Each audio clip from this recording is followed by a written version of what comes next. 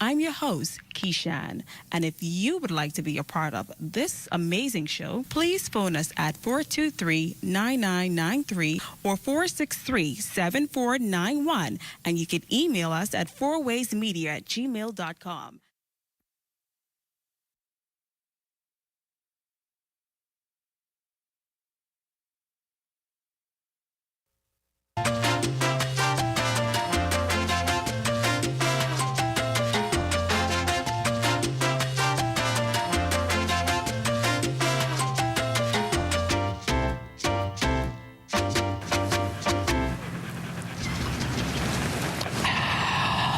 Well, what about me? What about you? What? Well, I thirsty too, you know. You want to see all the water out there? Well, why you don't give me your water, and then you go try and drink that salt water? You crazy. Beach and during the hot summer months. Summers are very hot here in the Bahamas, so please make sure all pets have ample, cool, fresh water in proper containers and sufficient shelter from the sun, even on the beach. And make sure all dog houses and kennels have proper ventilation. Let's make it Bahamian to be humane. This message has been brought to you by the Bahamas Humane Society and the Broadcasting Corporation of the Bahamas.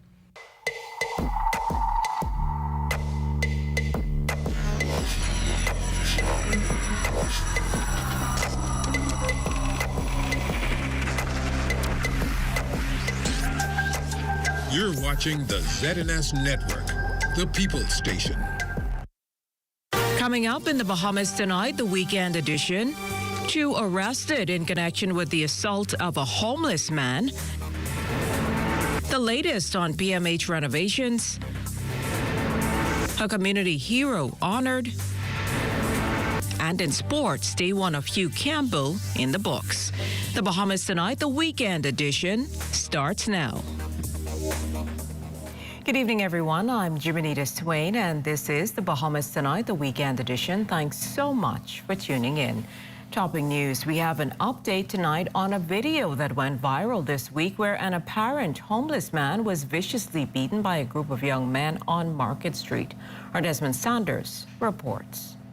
Police arresting 2 males ages 16 and 17 at their Tiller Street home for beating a 40-year-old homeless male on Friday. The violent attack captured on video and shared on social media. Police Press Liaison Officer, Chief Superintendent of Police, Chrisling Skippings. The video was extremely disturbing, even to me as a parent, to recognize that a young man who's minding his own business to be attacked by teenagers, unacceptable, will not be tolerated.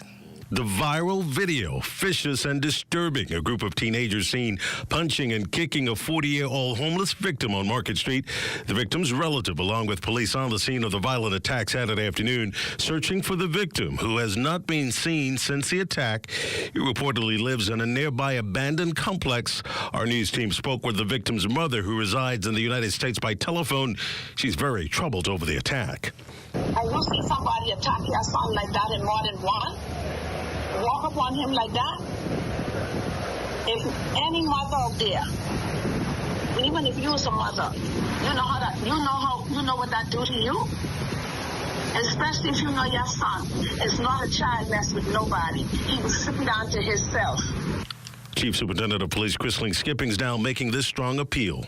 I want to encourage parents who've seen the video and guardians. You know your child is involved in that incident. We're going to ask you to bring them in to the Criminal Investigations Department, as we are actively investigating this matter alongside with the Department of Social Services.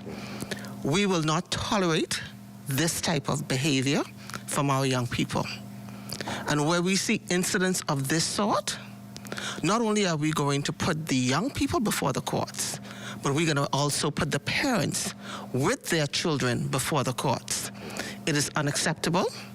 We have taken a zero-tolerance approach. Police condemning the violent video. The search continues for the remaining teens and their parents. Investigations continue, and we will continue to follow this story. Here in Tiller Street, Desmond Saunders of Bahamas Tonight. Well, some good news to report. That homeless man who was attacked by those teens was found by our ZNS News cameraman Randy Knowles around 2:30 on Coburn Street off Market Street today. He seemingly was all right physically and is now assisting police in the investigations that continue into this disturbing incident. Also, Chief Superintendent Skippings told ZNS News that they have collaborated with social services and have secured accommodations for the 40-year-old.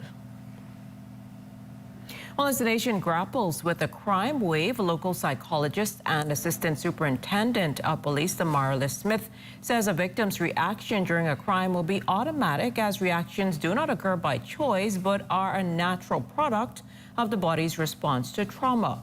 He suggests positively navigating emotions to reduce the fear of crime. Emotional intelligence training teaches you to firstly examine yourself, look at your biases, look at your triggers, and then understand how you impact the world around you and the persons with whom you interact each day. Once you understand how you interact with others, you can get an inclination of how they feed off your energy and the responses that they give. And so if you want an amicable working relationship with others, if you want an amicable relationship with the persons who you encounter on the streets every day, you're going to have to inject positivity in that interaction. And once you inject positivity in that interaction, you hardly ever go wrong with receiving negativity from positivity. ASP Smith also sending out this appeal. When we hear the word crime, we think negative and we think bad. I don't know that there's a positive connotation when it comes to crime. So I'd say that the positive part that I can pull from that is that if you're fearful of crime, it can put you on the alert. You can be hyper-vigilant, and in your hyper-vigilance, you'll employ strategies to keep you and your family safe. You may decide to choose where you go, what time you go, and how you arrive and how you leave your homes. Also making news tonight, Minister of Health and Wellness, the Honorable Dr. Michael Darville, providing an update on ongoing renovations taking place at the Princess Margaret Hospital. He says while contractors did encounter difficulties while repairing the structure of the accident and emergency block, work on that renovation is now back on schedule. The health minister also letting the press in on this. Now that we found the funding for the renovations, the complete renovations of the eye ward and the eye theaters. That's good because we started the foundational work from the legacy unit from underneath, and we're now at the level of the eye ward, and so I'm looking forward for the contractor to start that work. We will speak a little bit more about it in the midterm budget because some of the fundings had to be allocated in the midterm budget. Well, Dr. Darville also giving the press an update on the recruitment of healthcare professionals. This after the Ministry of Health contracted 18 Ghanaian nurses back in October of 2023 to combat the nursing shortage in healthcare facilities across the country. The health minister telling reporters that while those contracted nurses have been deployed to various islands and are a welcomed addition, there is still more work to be done in mitigating the healthcare worker shortage. The recruitment exercise continue in my ministry and the Public Hospitals Authority. We are still recruiting nurses in Africa, the Philippines. We brought in some nurses from Cuba, and then I also brought in about 37 allied healthcare professionals from Cuba. They will soon be completing an orientation process for deployment into the Family Islands because we intend to provide a lab and diagnostic facilities on each Family Islands. Well, two local pathologists are sharing the story of what drew them to the profession. Cleopatra Murphy has that. Because of the intimate nature of their work with the dead, from performing autopsies to collecting tissue samples, pathology is a profession many would never consider. But for local pathologist Dr. Karen Sands and Dr. Kiko Bridgewater, they can't see themselves doing anything else. Sands, first inspired by television show Quincy M.E., determined to make her mark at home, and from her first autopsy, she was hooked. The idea of assisting with justice and so on, that appealed to me, and I didn't change my mind the whole time I went forth. I continued, did an autopsy, said, okay, I could handle this, I could do this. So once I saw the first autopsy, it was not as, oh my God, never, I can't do it. It was good. Good to see and know that I can handle it. While she is still hopeful that one day she and her co-workers can get a top-class facility to be able to do more, Sands loves the profession. I enjoy the science and the discovery that and the fact that we can bring closure. So it's rewarding along those lines. Obviously, there's certain things that hamper us, but the actual work. Dr. Bridgewater initially wanted to be a surgeon before developing a love for pathology. He shares his first autopsy experience. I think it was very eye-opening, getting used to the environment, police officers present, the sight of blood, fractures, bullets, that sort of thing. So it was quite exciting. And so when I saw that, I was like, yeah, this is for me. Along with natural deaths, the pathologist says they deal with murders, traffic fatalities, and the like, urging the public to do what it takes to keep themselves off the autopsy table. Just drive safely so we can reduce the amount of accidents and, try to stay alive. That'll be a great help to us. For the Bahamas Tonight, I'm Cleopatra Murphy. Still to come, the Berry Islands renames a building in honor of a community builder. You're watching the Bahamas Tonight, the weekend edition. That and more news in a moment.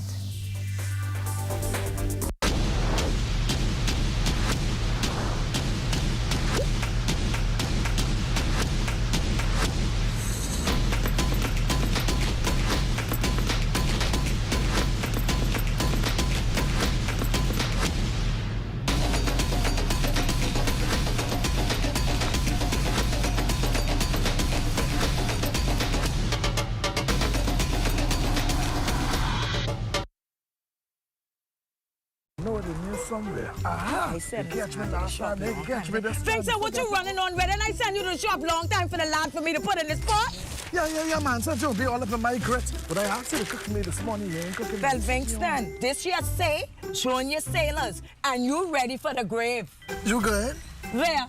To the repast for your wave made rest in peace. Listen, it just say 200 young sailors could be out to this thing. And they say it could be fun, it could be prizes and surprises. And guess what? What? Surprise you and going. You won't carry me, but don't touch me, nephew! Nephew! What? Let's show them what we can do. That's them, Reggie. Show them what we do. Just for the young people, man. Anyway, while they're in the stage shaking up herself, I can see you on the 22nd through 24th, right over Montague. Uncle, you forget? What? When it's from the junior jungle, on the school pop band could be there. Oh, well, I can't miss this. Vincent! I hope you called me for my grits. In the Yellow Elder Garden, Ali and her cousins listened to Grammy share tales. The 70s so sweet, with themed costumes and dancing feet. Then came the brass, reaching new heights. A symphony of Bahamian nights. The 2000s, the Yellow Elder, a symbol of pride.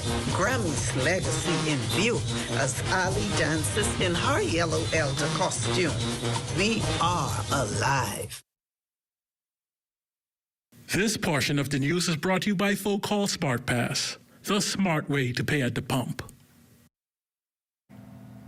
Thanks for staying with us. It's the building that's considered the heart of the community in Bullocks Harbor, Berry Islands, and this weekend it's been renamed for one of their very own heroes.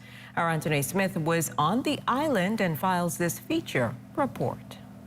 He was known as a political activist, a former chief counselor, and overall an agitator for change. And today, the community of Bullocks Harbor renames a building in his honor.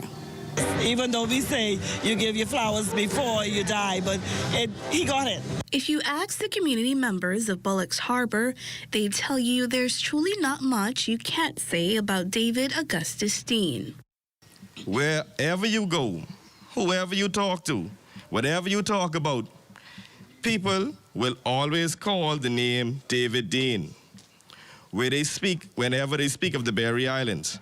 His life's work of community building leaving an indelible mark, so much so that the community center, built in 2019, due in part to a collaboration between the government and Royal Caribbean International, now bears his name.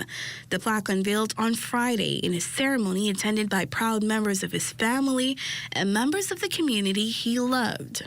He was the ambassador of this island, and so I am so glad, I am so happy that this has finally come. There were so many things here that he would have made sure that we had in place to make sure that this community was well-rounded for all who lived here and who visited. Words that couldn't be more true for the man responsible for his community's first park, a basketball court, and a myriad of other initiatives to add to that list, all accomplished in his more than 16 years as chief counselor, something Member of Parliament for the area says is worthy of an honor in and of itself.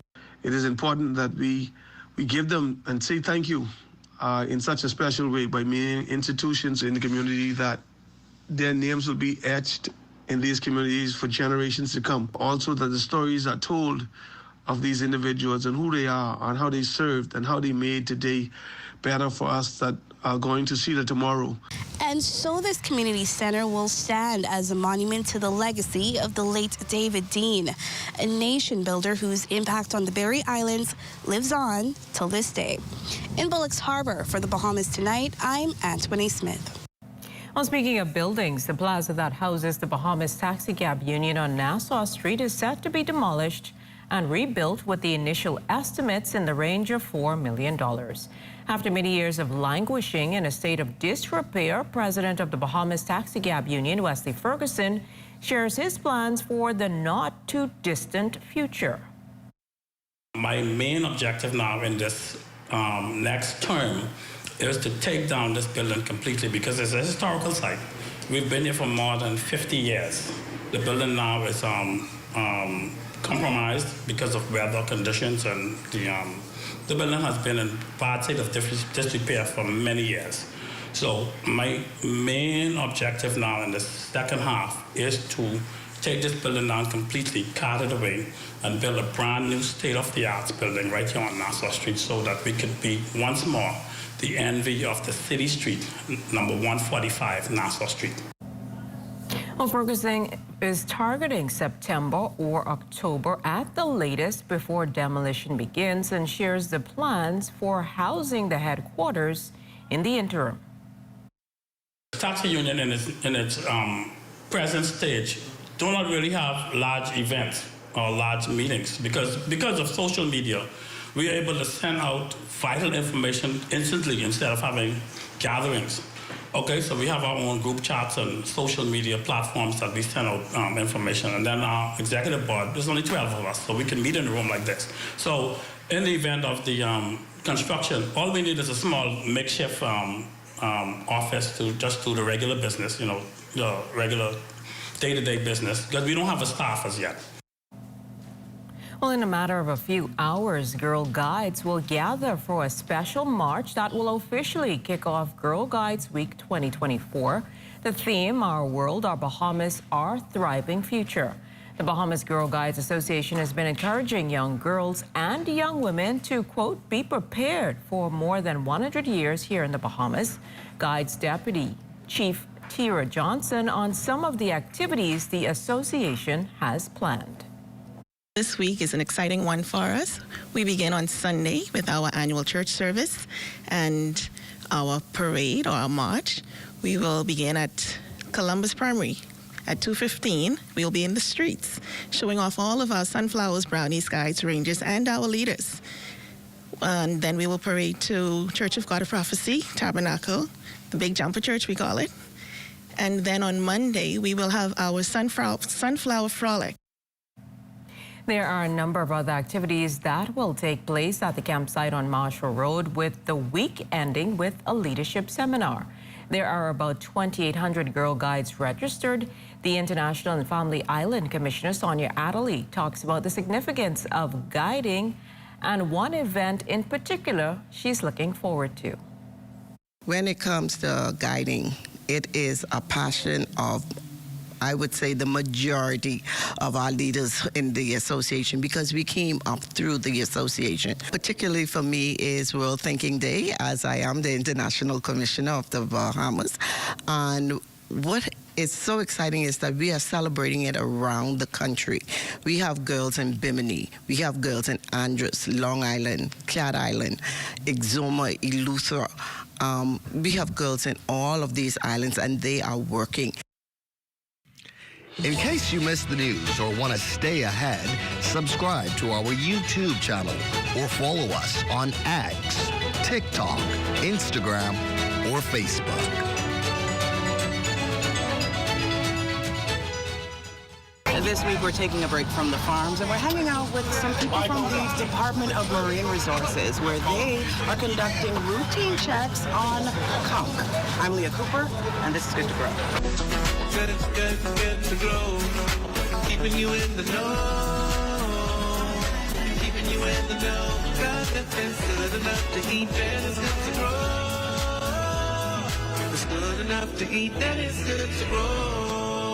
In an effort to safeguard the country's conch population, the Department of Marine Resources conducts routine checks of local fishers' catches to collect data that would inform and support decisions made by the department and lawmakers. So in terms of conch regulations and conch management, the data advises us of the conch stock populations over time.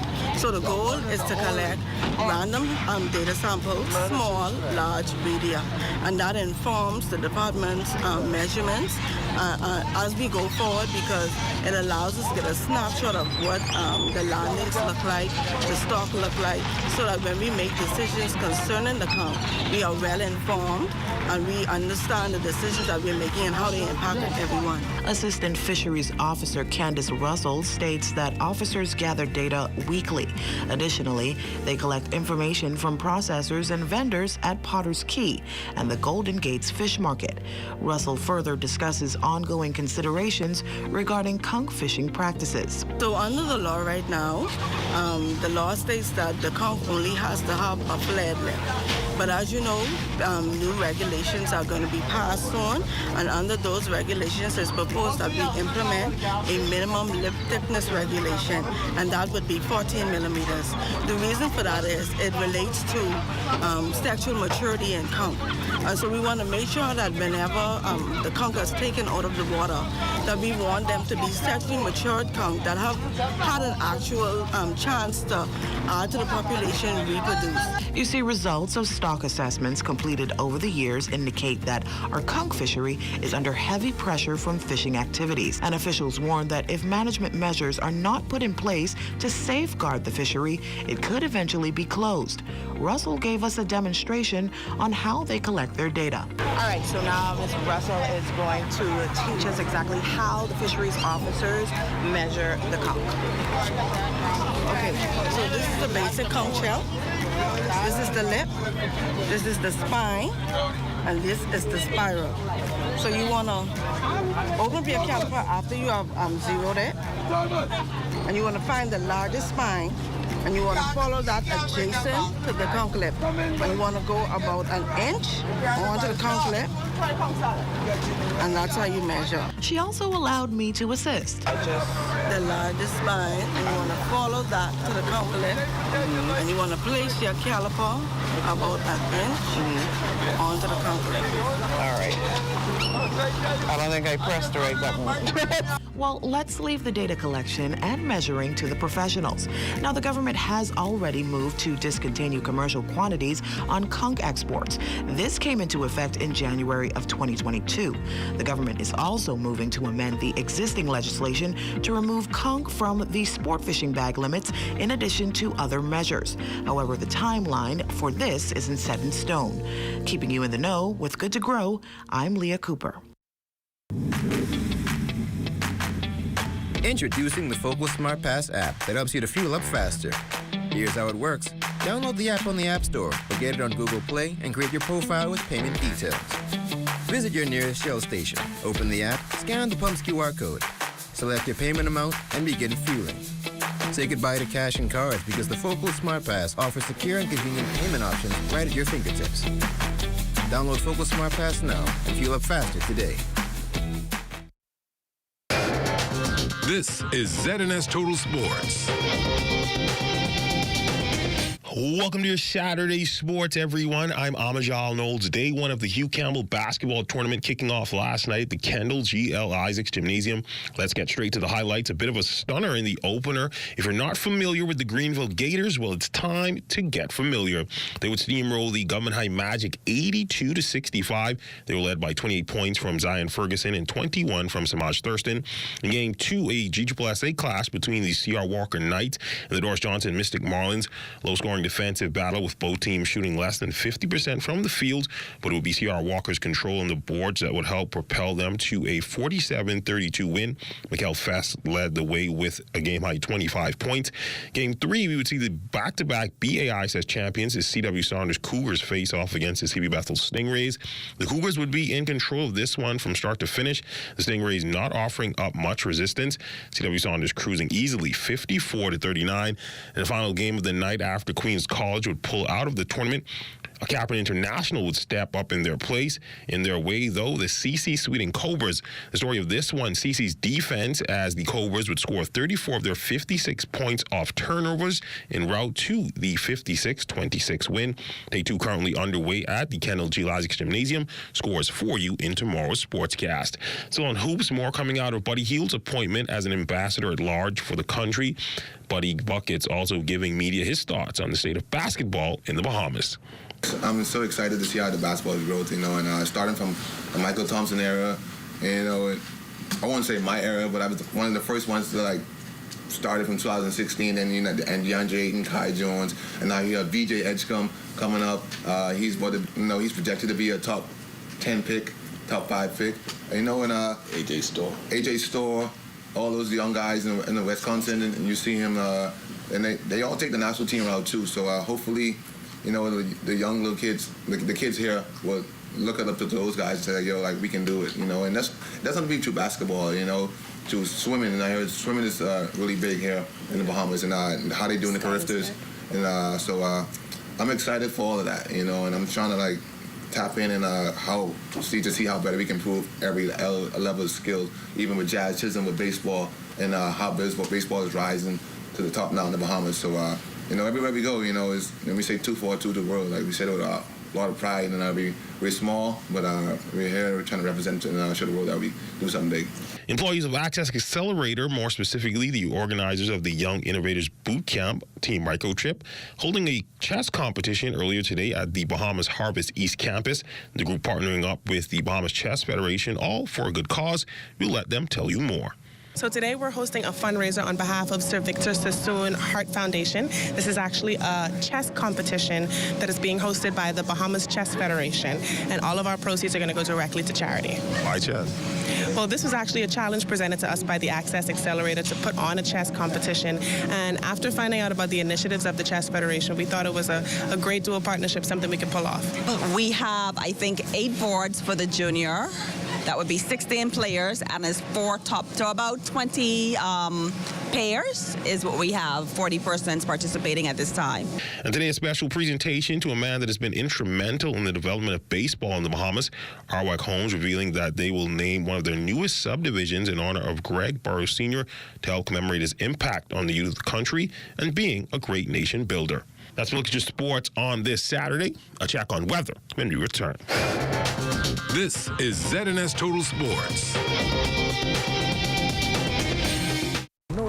somewhere. I said, catch me last time. They catch me this time. Spencer, what you running on with? And I send you to the shop long time for the lad for me to put in this pot.